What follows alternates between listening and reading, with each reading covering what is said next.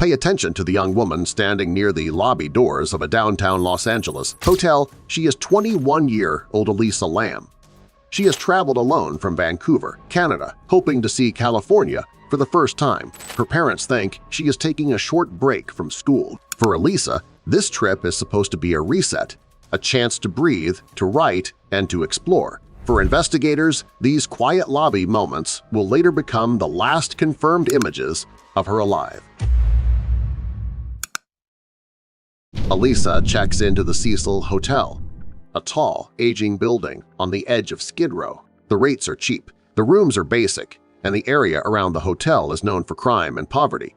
Elisa documents her impressions online, posting small updates about the city, the people, and her mood. She writes about feeling overwhelmed at times, but also excited. Nothing in those messages suggests what is about to happen. At first, Elisa shares a hostel style room with other travelers. Within days, hotel staff receive complaints. Her roommates tell management that Elisa has been acting strangely. They say she hides their things, talks to herself, and seems restless and frightened. The hotel responds by moving Elisa to a private room on an upper floor. Now she is alone. Elisa's parents expect a call from her every day. She has always checked in with them, especially when traveling. On the 31st of January, the call never comes. Hours pass. Their messages go unanswered. Her phone goes silent. By the next day, they contact the Los Angeles Police Department and report Elisa missing. Officers arrive at the Cecil Hotel and speak with the staff. They learn that Elisa has not checked out, has not been seen leaving the building, and has not returned to her room. Her belongings are still there. Her suitcase, clothes, and toiletries are neatly placed. Her laptop sits on the desk, lid closed, still in the room. There are no signs of a struggle, no broken locks, no overturned furniture. It looks like she walked out for a moment and simply never came back. The police begin a search of the building. They knock on doors and ask guests if they have seen a young woman traveling alone. Some remember her in passing. Others have never noticed her at all. Officers move through the stairwells, the basement, and the hallways. Cadaver dogs are brought in to sweep selected floors in the rooftop area. The dogs do not alert to anything. There is still no trace of Elisa. Without physical evidence, investigators turn to the hotel's surveillance system. They review footage from entrances, hallways, and elevators. Hours of recordings show nothing unusual. Then they reach the elevator camera. What they see is strange enough to change the direction of the case. The video shows Elisa entering the elevator wearing a red hoodie and shorts. She steps inside and presses multiple buttons in rapid succession.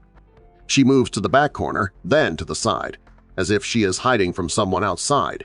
She leans forward and cautiously peeks into the hallway. At times, she flattens herself against the elevator wall, then steps out, then back in again. The doors stay open longer than expected.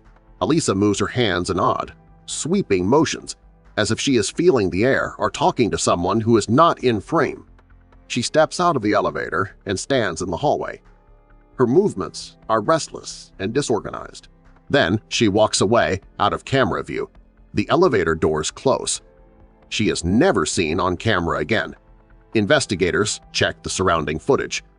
No one else is clearly visible near the elevator during those minutes. No figure follows her into the frame. No one enters the elevator. After she leaves, the last clear image of Elisa is that hallway, and then nothing has days. As the trail grows colder, the police decide to release the elevator video to the public. They hope someone will recognize her behavior or identify a person who might have been with her. The video spreads across the internet within hours. Millions of people watch Elisa's final recorded moments. The footage is analyzed, slowed down, replayed, and dissected. Viewers send in tips, comments, and theories. Some suggest that she looks scared. Others think she is confused or in the middle of a mental health episode, but none of the responses give detectives a concrete lead. Meanwhile, the Cecil Hotel continues to operate. Guests check in and out. Housekeeping staff clean rooms, change sheets, and restock supplies.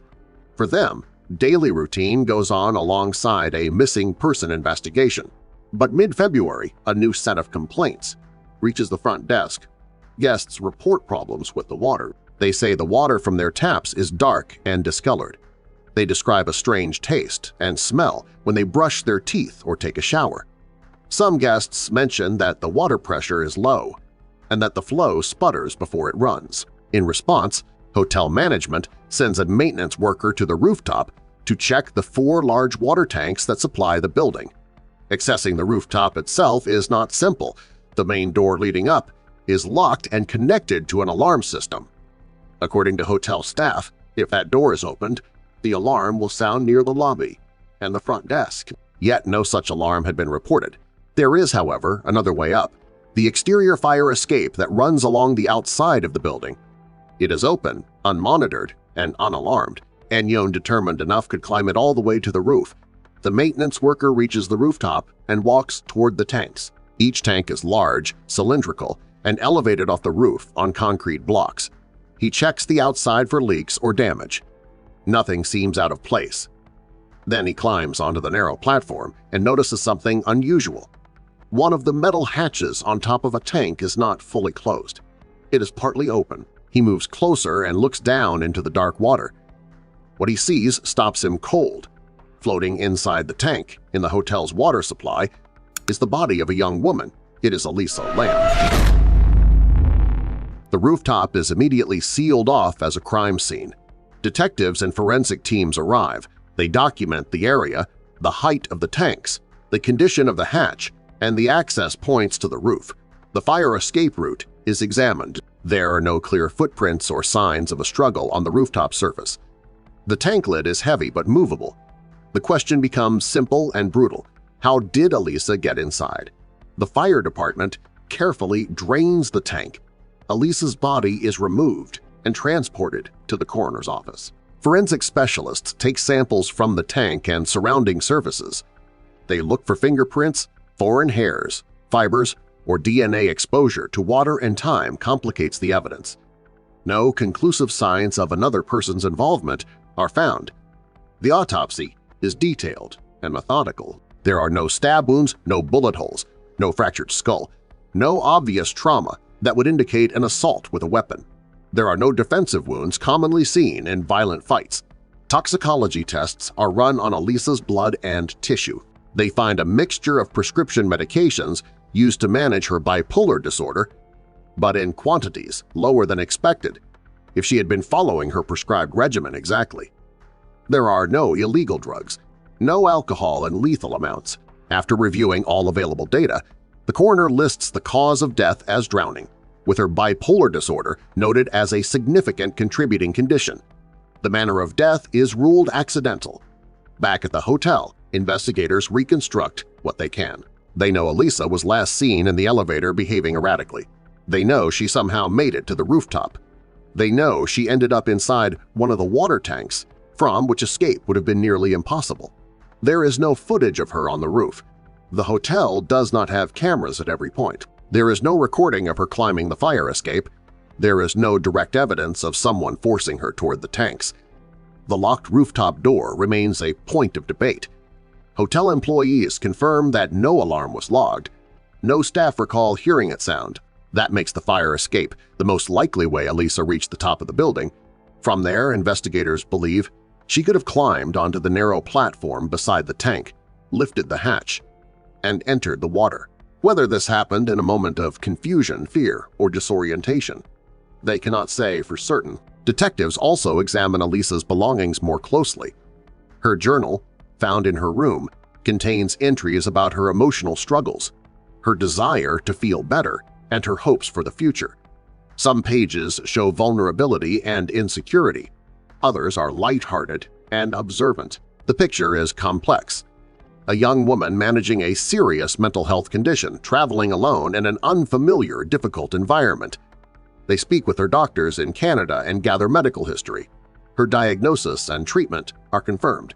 Her condition, when stable, allows her to function well, but interruptions in medication or severe stress could lead to confusion or altered perception. This clinical context supports, but does not fully explain, what appears in the elevator video. The LAPD eventually announces its conclusion. There is no evidence of foul play. No suspects. No physical proof that anyone else was present. when Elisa died. Based on the autopsy, the environmental conditions, and the lack of injuries consistent with an attack, they closed the case as an accidental drowning. Elisa's parents travel to Los Angeles to bring their daughter home. They meet with investigators, ask their questions, and are given the official findings. For them, the report does not erase the pain or the sense that pieces of the story are missing. They return to Canada with her remains and personal items, left with a loss that no answer can fully resolve. The Cecil Hotel, already infamous for its troubling past, now carries the weight of another tragedy. The water tanks are emptied, cleaned, and secured. Excess procedures are reviewed, but the building's reputation is permanently altered by what happened on its roof. The footage of Elisa in the elevator continues to live on as a disturbing record of her final known moments. Investigators see it as part of a complex mental health crisis unfolding in real time. The public often sees it as something stranger, something that feels unfinished. Between these two views lies the uncomfortable truth. Sometimes evidence tells us what happened, but not exactly why. The case of Elisa Lam remains one of the most haunting modern hotel investigations. There is a body, there is a timeline, there is a cause of death. And yet there is also a gap, a space where only Elisa's experience could complete the story. That space is what keeps her case discussed, debated, and remembered, long after the official files were closed.